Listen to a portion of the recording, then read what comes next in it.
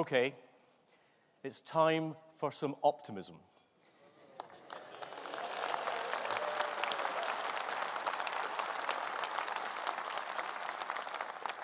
It doesn't seem like a year since we last met together in Birmingham. When we did so, my department had been in existence for less than 2 months. We had the challenge, but more importantly, the wonderful opportunity to build a new department designed for the trade challenges of the 21st century. It has been a huge honor to be at the center of such a historic project and to work alongside some of the most talented and energetic people in our country. In a short time, we have achieved so much. We have attracted the brightest and best talent from across Whitehall, the private sector, and abroad in order to make sure that we have the skills we need to help British businesses succeed. We now have over 3,400 DIT personnel, including those in 108 posts around the globe, literally working around the clock in our national interest. But none of this could have been achieved without my parliamentary colleagues, our departmental whips, Heather Wheeler and Liz Sugg, my outstanding PPS, Tom Pursglove, and PPS to our ministers, Mike Wood. I'm delighted to welcome Rona Fairhead, who joined us as our Minister in the Lords last week and who will be leading our new export strategy. She follows in the footsteps of Mark Price, who is returning to the private sector. Mark, if you're watching, we all owe you a huge debt of gratitude for the tireless work you did for our country. And I'm thrilled that following the general election, I was fortunate enough to retain Greg Hands and Mark Garnier, two of the finest ministers in Whitehall. And let's not forget the invaluable dedication of our tremendous civil servants, both here at home and those in posts abroad, who work tirelessly on behalf of our country and who deserve more thanks than they sometimes get.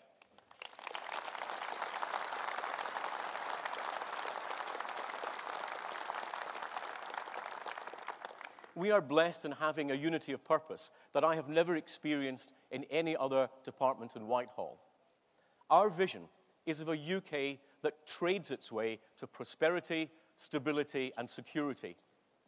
We know that to realize this, we must build a department that champions free trade, helps businesses export, drives investment, and opens up markets so that more British businesses can take up the opportunities that exist in the global economy.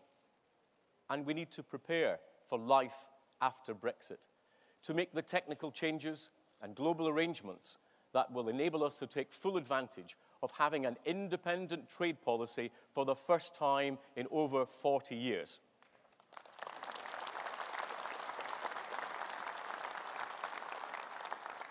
And we have done so against an economic backdrop where the fundamentals of the British economy have been sound and resilient, because the naysayers got it wrong.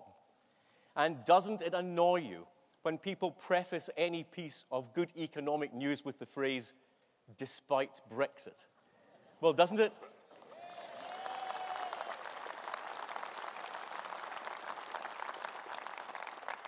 So let's just have a reality check. We have the highest number of people in employment ever, despite Brexit. Last year, we had the highest inward investment to the UK ever, creating over 75,000 new jobs and safeguarding over 32,000 others, despite Brexit.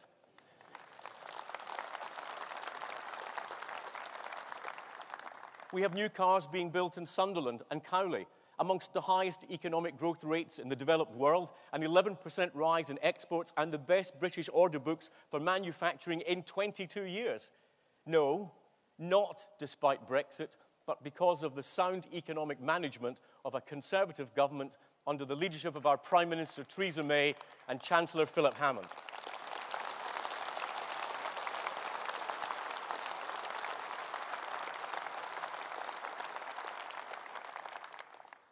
And last week, we saw the full horrors of what a Labour alternative might look like. Economic incompetence, financial incontinence, and self-congratulatory nonsense. A leadership that is conning Britain's young people, planning to borrow and spend on an unprecedented scale, leaving the debts and the inevitable taxes to the next generation. It is a grotesque confidence trick. Labour claim to be the party who support young people, when in reality they are the party who will sell out our young people.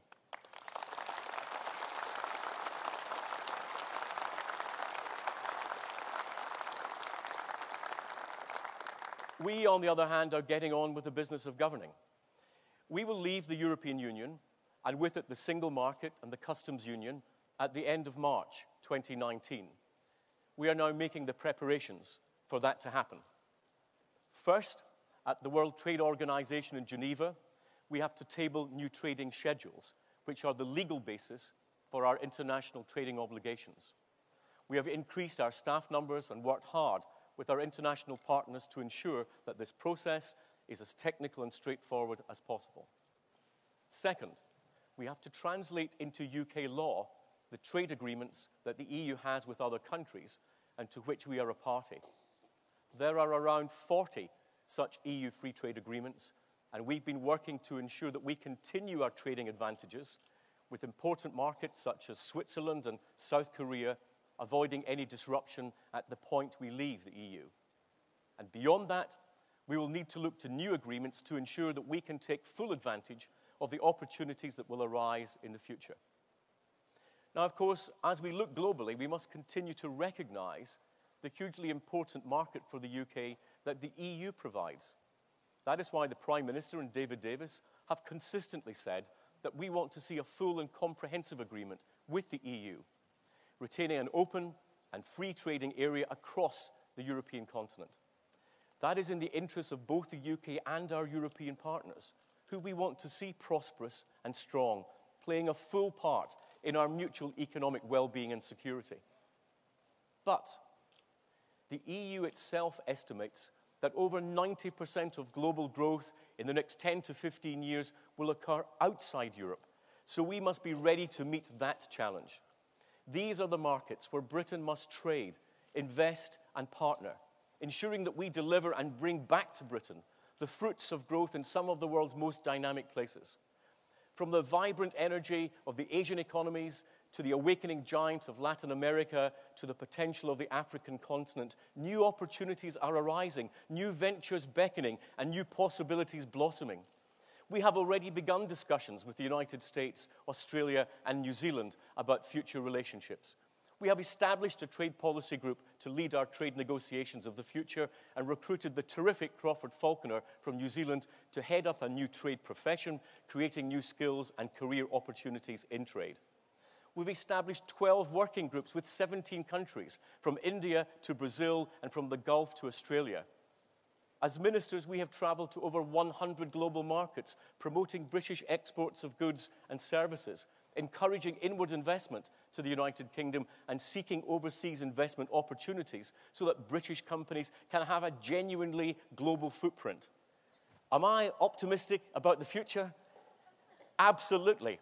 When people ask me if I'm a glass half full man or a glass half empty man, I just say, I'm Scottish and the glass isn't full enough.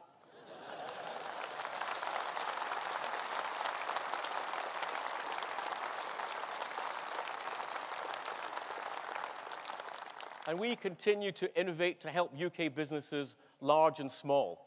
We have a dedicated network of trade envoys and will shortly have an established complement of trade commissioners to lead 9 new regions across the world, bringing together expertise in export promotion, investment and policy at our posts abroad.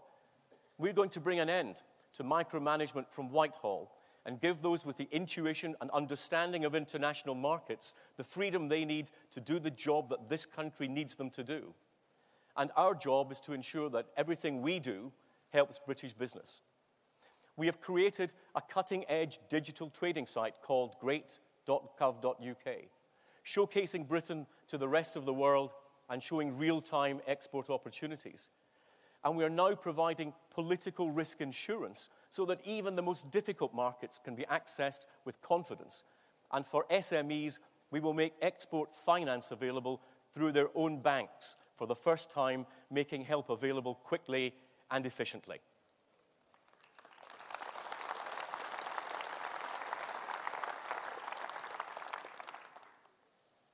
But we here must not assume that everyone takes the same positive view of global free trade that we do. There are many who are worried about the disruptive effects of the globalized economy and the effect it may have on their own jobs and prosperity. If we are to get wide acceptance of a competitive, free market global economy, then we must ensure that it works for everyone. And we must provide mitigation where disruption is caused to individuals or communities. In particular, we have to ensure that our training and reskilling is sufficient to help people back into the workplace as quickly and smoothly as possible. Now, we may think that the benefits of free trade are self-evident, but we need to sell our vision and mission to a public that is often either unaware or skeptical about the benefits. We need to say that when the UK sells its goods and services to other countries, it helps the UK economy grow and become stronger. We need to say that improving trade and selling more into markets overseas supports jobs at home. And we need to point out that the choice and competition that comes from trade means a greater variety of goods in the shops, helping keep prices down and making incomes go further. You know, getting cut-price produce from Lidl and Aldi is free trade in action. Getting bigger widescreen TVs at lower prices from Currys is free trade in action. Getting lower-cost school uniforms or having a full range of fruit and vegetables all year round is free trade in action. But on the other hand, putting up barriers to trade, protectionism, leads to higher prices and less choice. Ultimately, it leads to a less competitive economy that delivers lower living standards. Let's make our arguments mean something to all our people. And more, let's go beyond the economic arguments and make the moral case too. Over the last generation, more than 1 billion people have been taken out of abject poverty thanks to the success of global trading. It is the greatest reduction in poverty in human history, and we are working hand in hand with our development policy so that ultimately people can trade their way out of poverty rather than simply depending on our aid.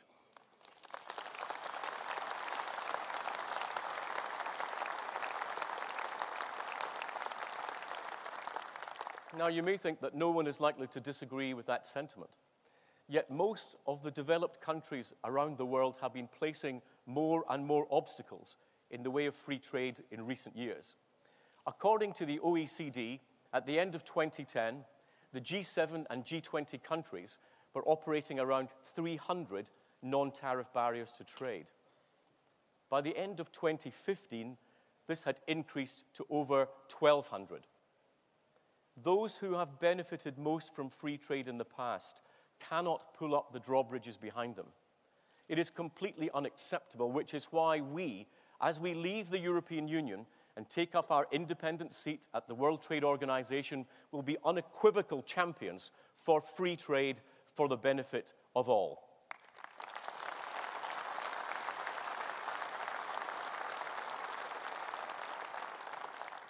But we also need to see free trade in a wider context still. We live in a world that is more interconnected and more interdependent than at any other time in our history. Free trade helps to ensure that there is an ever wider sharing of prosperity. And that prosperity, which encourages and develops social cohesion, underpins political stability. And that political stability, in turn, is part of the framework for our global security. That is why we must see them all as part of a continuum, and why it's so essential that our trade policy, our development policy, and our foreign policy work hand in hand, which is why Boris, Priti, and I are working so closely together.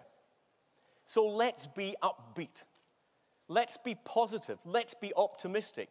From Jakarta to Panama to Tokyo to Johannesburg, I hear nothing but a willingness to do business with Britain, a respect for the quality of our goods and services, and a desire to develop partnerships with British business. We need to take as positive a view of Britain as they do. We need to stop the negative, undermining, self-defeating pessimism that's too prevalent in certain quarters and be bold, be brave, and rise to the global challenges together. We are not